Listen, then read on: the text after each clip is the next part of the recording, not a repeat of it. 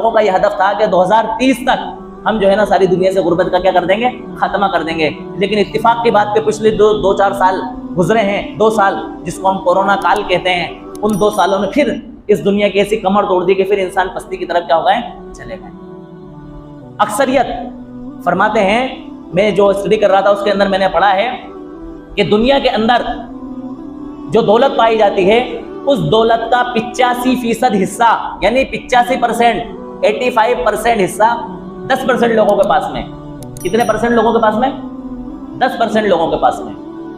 और 15% यानी कि 15% हिस्सा दौलत का 90% लोगों के पास में, यानी 90% लोगों के पास में।